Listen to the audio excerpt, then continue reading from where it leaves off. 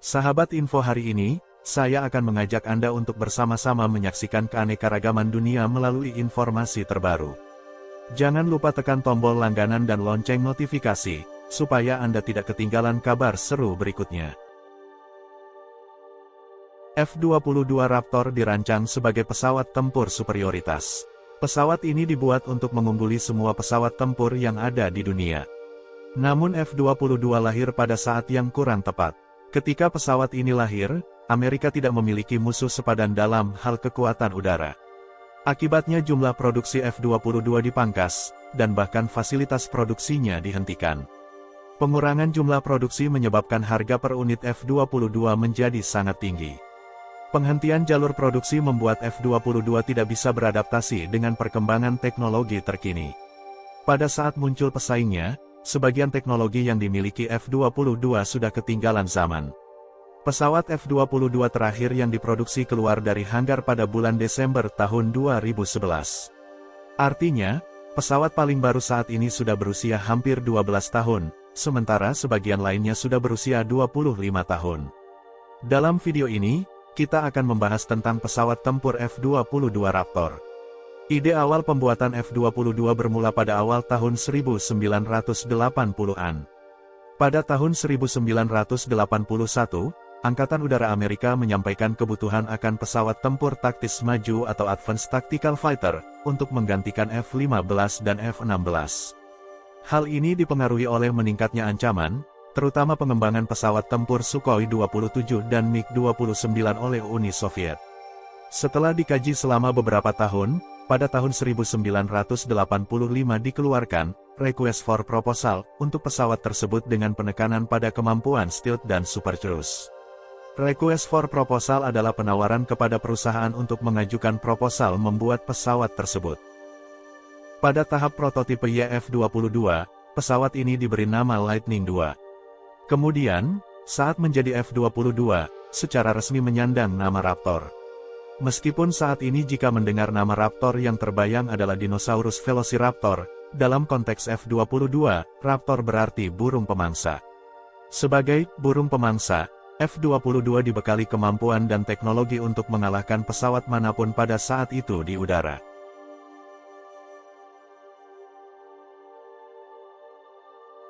F-22 mampu lebih dulu melihat pesawat musuh di kejauhan sebelum pesawat musuh tersebut mendeteksi keberadaan F-22.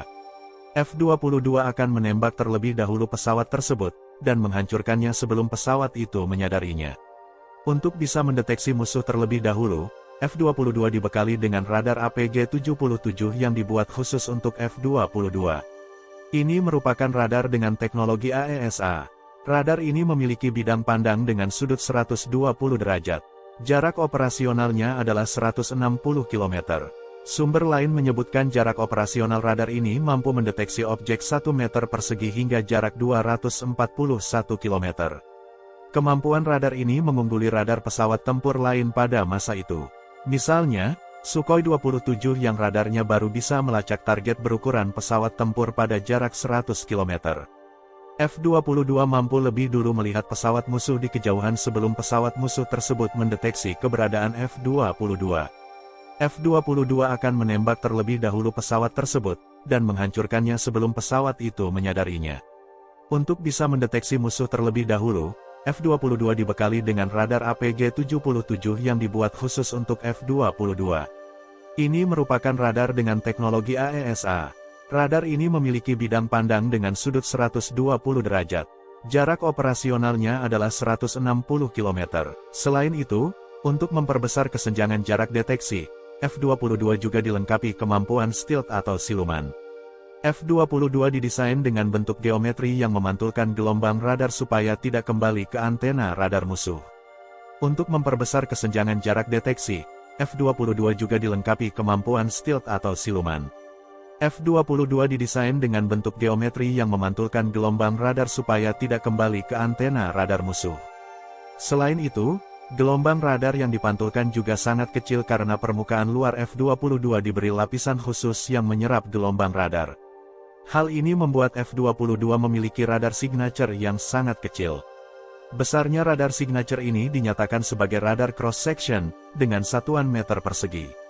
Sebagai perbandingan, RCS pesawat tempur F-16 tipe awal adalah 5 meter persegi, Sukhoi 27 sebesar 15 meter persegi, dan Sukhoi Su-35 sebesar 3 meter persegi. Sedangkan F-22 riksnya hanya 0,001 meter persegi. Dengan demikian, pesawat musuh harus berada pada jarak sangat dekat, yakni hanya beberapa kilometer, agar radarnya bisa mendeteksi F-22. Kemudian agar bisa menjatuhkan musuh dari jarak jauh, F-22 harus dilengkapi dengan rudal yang memiliki jangkauan jauh. Senjata utamanya adalah rudal udara ke udara AIM-120D, yang memiliki jangkauan 160 km. Direncanakan juga untuk dipersenjatai dengan rudal M260 yang jangkauannya mencapai 200 km. Rudal ini diletakkan secara internal di dalam weapon bay bagian bawah yang mampu memuat 6 rudal. Selain rudal jarak jauh, F-22 juga membawa rudal M9 Sidewinder untuk jarak dekat. Rudal ini dipasang di weapon bay bagian samping. Meskipun dirancang memiliki kemampuan pertempuran jarak jauh di luar jarak pandang visual, F-22 juga tetap mempertahankan kemampuan dogfight. Dengan desain aerodinamika relaxed stability dan thrust vectoring nozzle, serta mesin yang powerful, F-22 memiliki kemampuan manuver yang sangat baik dan mampu melakukan belokan-belokan tajam. Kemampuan lainnya adalah Super Cruise, yakni mampu mencapai kecepatan supersonik tanpa harus menyalakan afterburner. Kemampuan Super Cruise-nya adalah Mach 1,8 di ketinggian, sedangkan kecepatan maksimum dengan afterburner adalah Mach 2,25. Keunggulan lainnya adalah ketinggian terbang di atas rata-rata pesawat tempur lainnya. F-22 mampu terbang hingga ketinggian 20 km, sedangkan pesawat seperti F-15 dan F-16 hanya sampai 18 km. F-35 memiliki ketinggian maksimum hanya 15 km. Karena itulah, F-22 digunakan untuk menembak balon udara milik China yang terbang di atas Amerika, karena hanya F-22 yang ketinggiannya mampu mendekati ketinggian balon tersebut. Selain hal-hal tersebut di atas, masih ada beberapa keunggulan dari F-22 yang tidak dimiliki oleh pesawat tempur lainnya. Di antaranya adalah sistem perang elektronika ALR-94, sensor inframerah dan ultraviolet untuk mendeteksi rudal atau misil laun detektor AAR-56, sistem flight control full elektronik dan digital, glass cockpit, serta sensor fusion untuk meningkatkan kesadaran situasional pilot. Namun F-22 muncul pada saat yang tidak tepat. Ketika Amerika mengoperasikan F-22, Amerika tidak memiliki musuh yang sepadan dalam kekuatan udara. Musuh yang dihadapi Amerika pada masa itu adalah kelompok-kelompok perlawanan di Irak, Taliban di Afghanistan, dan Al-Qaeda. Mereka tidak memiliki pesawat tempur ataupun sistem pertahanan udara yang mengancam. Teknologi pesawat tempur Rusia sedang tahap bangkrut setelah runtuhnya Uni Soviet. China juga masih tertinggal jauh dalam teknologi pesawat tempur. Dalam perang di Irak dan Afghanistan, pesawat-pesawat seperti A-10 dan helikopter Apache jauh lebih berguna dibandingkan jet tempur super canggih. Karena itu kebutuhan akan pesawat super canggih F-22 menjadi tidak prioritas. Hal ini menyebabkan pemotongan anggaran pengadaan F-22. Pada awalnya Amerika berencana membeli 750 unit F-22. Jumlah ini kemudian dipangkas beberapa kali hingga akhirnya hanya menjadi 187 pesawat, selain 8 pesawat untuk tahap uji coba. Dari 187 pesawat yang operasional, hanya 150 unit yang dalam kondisi siap tempur. Yang lebih tragis, production line atau fasilitas jalur produksi F-22 sudah dihentikan. Meskipun peralatan produksi dan dokumen teknis untuk pembuatan F-22 tetap disimpan untuk kemungkinan menghidupkan kembali production line, biaya untuk mengaktifkan kembali produksi akan sangat mahal. Diperkirakan, jika dihidupkan kembali untuk memproduksi 75 unit pesawat, biayanya akan sangat tinggi. Maka biaya pembuatan satu unit pesawat akan memakan biaya $227 juta atau sekitar 3,4 triliun rupiah. Ini cukup untuk membeli hampir 3 unit F-35. Selain itu, lamanya waktu dari penghentian produksi berarti orang-orang yang dulu terlibat dalam produksi F-22 sebagian besar sudah tidak ada, baik karena pensiun atau pindah ke perusahaan lain. Ini berarti, harus melatih orang-orang rekrutan baru yang tentunya menambah biaya dan waktu. Karena itu pada tahun 2017, Angkatan Udara Amerika memberikan laporan ke Kongres bahwa mereka tidak berencana untuk menghidupkan kembali produksi F-22 karena alasan mahalnya biaya dan tidak efisien. Akhirnya F-22 yang ada saat ini terpaku pada teknologi era tahun 2005.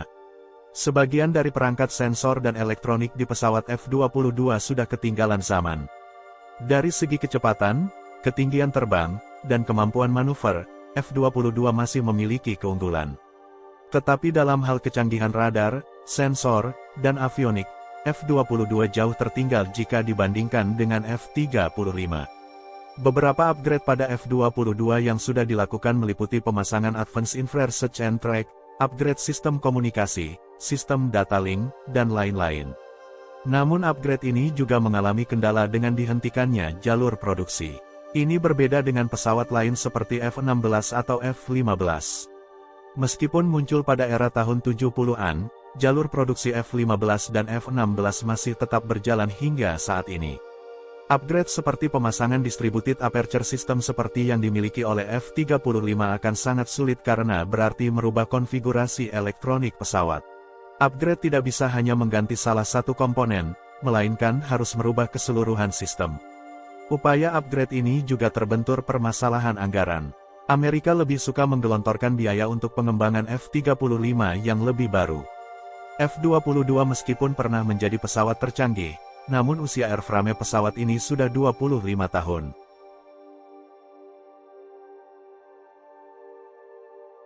Dalam operasionalnya saat ini, F-22 mengalami beberapa kendala.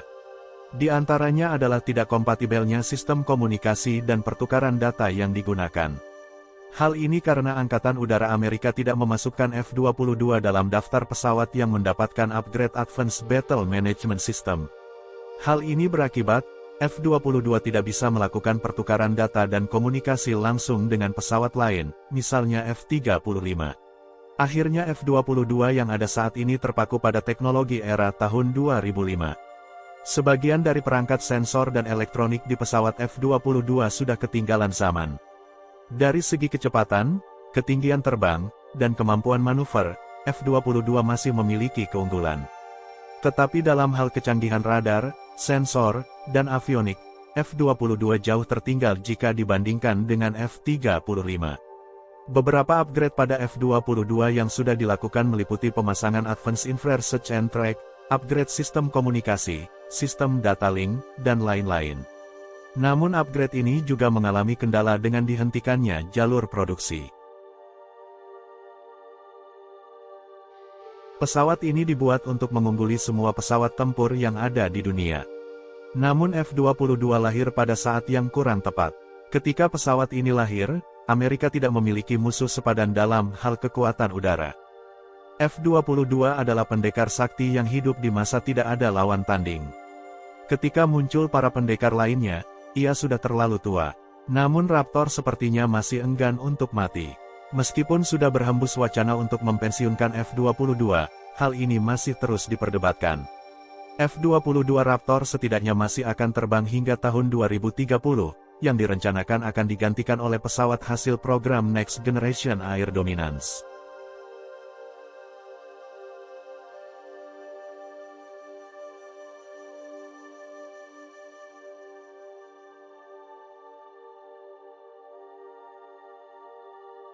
Sahabat info hari ini, terima kasih sudah menyempatkan waktu untuk menonton. Jangan lupa tinggalkan komentar di bawah, kami ingin mendengar pendapat Anda. Sampai jumpa di video berikutnya.